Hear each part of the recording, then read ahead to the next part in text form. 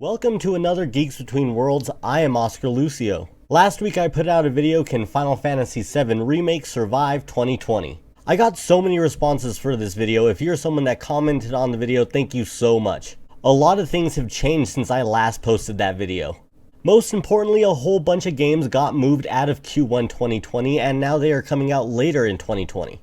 So today we're going to be going over my new sales figures and critical reception predictions. I really think that we need to update these predictions, most importantly because Final Fantasy VII R now has a lot of breathing room in Q1 2020. So let's get into that. In my last video, I talked about how The Last of Us Part 2 is going to be coming out February 21st, 2020, and now that has changed to May 2020. The Last of Us Part 1 has now sold over 20 million copies. That means that there is a huge fan base for the next installment of this series. The Last of Us Part 2 is one of those games where we sit back and say, hey, this game could be a real Game of the Year contender. When you have a game that could be a possible masterpiece released before your game, in this case Final Fantasy VII Remake, you have to realize that your game now has to meet those expectations or better them in order to feel like it is a standout title.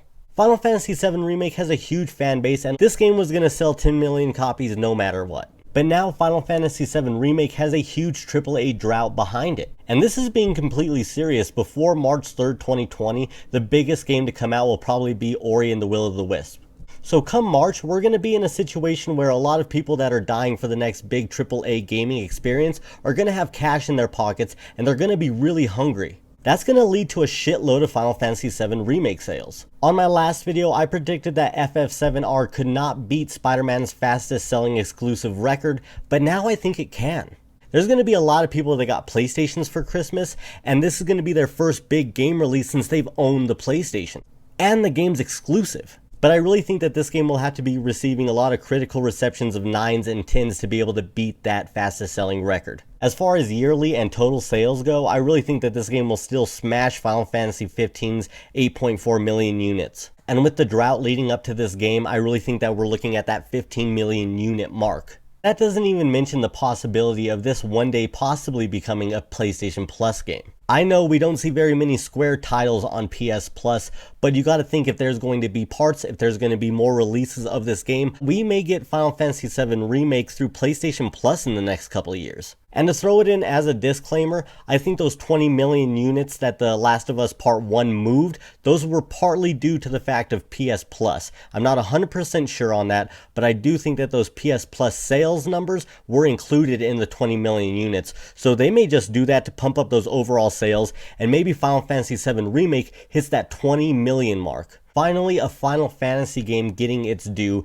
and being turned into a series that has mainstream appeal. And believe it or not, there could be another scenario where the Final Fantasy VII Remake sales get boosted through the roof. You and I both know it, we just haven't talked about it. And that is a Final Fantasy VII Remake demo.